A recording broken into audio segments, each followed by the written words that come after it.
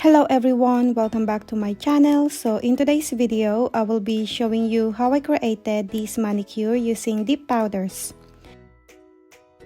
So here are the powders that I will be using today, and these are from the brand Revel Nail. And here are the close-up look of the powders. So the first one is in the shade Bombshell, and this is a very beautiful solid blue shade. Next is in the shade Glitz, and this is a beautiful gold chunky glitter mix. And for the liquids, I will be using my Revel Nail Pro Base as well as the Activator. And for my top coat, I will be using my Blue Sky No Wipe top coat. So to start off, I will be applying nail dehydrator on all of my nails. This will just remove the natural oil on my nails. You can also use acetone if you want to. Next, I move on to my UNT Peel-Off Base, and I will be applying this on all of my nails. This will just allow me for easy pop-off removal of my manicure, but obviously you don't need this if you want your manicure to last. Next, I move on to my dip powder application, which is applying a thin layer of the base and then immediately dip my nail into the powder and then top off the excess. So I will be applying the shade Bombshell on my ring, pinky, and thumb. And I will be applying 3 coats of this shade. And I just want to mention that this shade is so pigmented, but it didn't really stain my nails, which I'm really surprised because this powder is insanely pigmented. And also you will get the full opacity of this shade even just with 2 coats, but I like my nails to be a little bit thick, so I did 3 layers of this shade.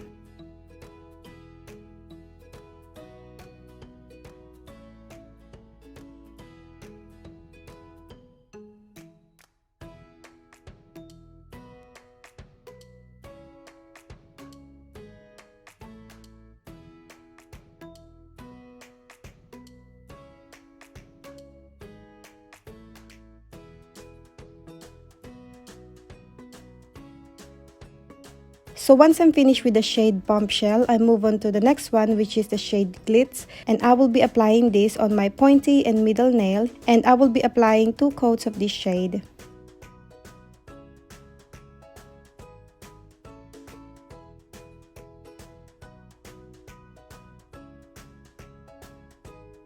This shade is so pretty and very sparkly. I really like it, and I think it matched perfectly with the shade Bombshell.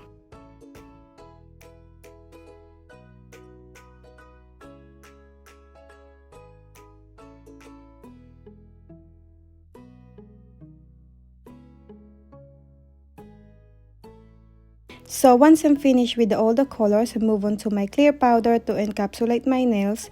This step is optional, but I highly recommend you do this to protect your colors and your glitters from filing and buffing.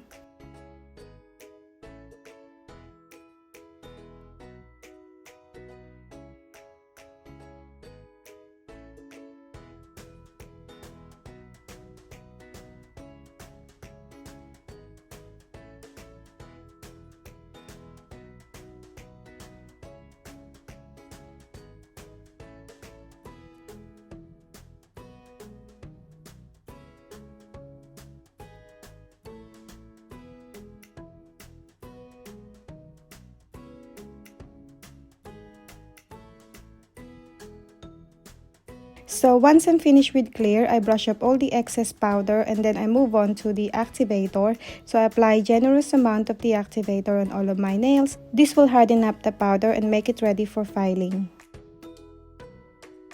So after a few minutes, I file and buff off camera, and then I brush off all the dust. And then I clean my nails with alcohol spray. You can also wash your hands if you want to. Next, I move on to my Blue Sky No Wipe top coat, and I apply 2 coats of this on all of my nails and cure it for 30 seconds. This step is optional. You can always use your dip powder top coat if you want to.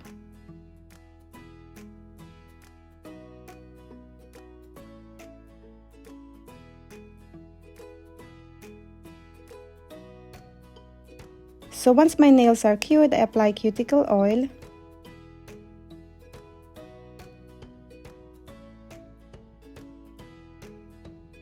And we are done. That's it guys for today. Thank you so much for watching. I hope you enjoyed this video, and if you did, give this video a thumbs up and don't forget to subscribe if you haven't already, and I will see you on my next one.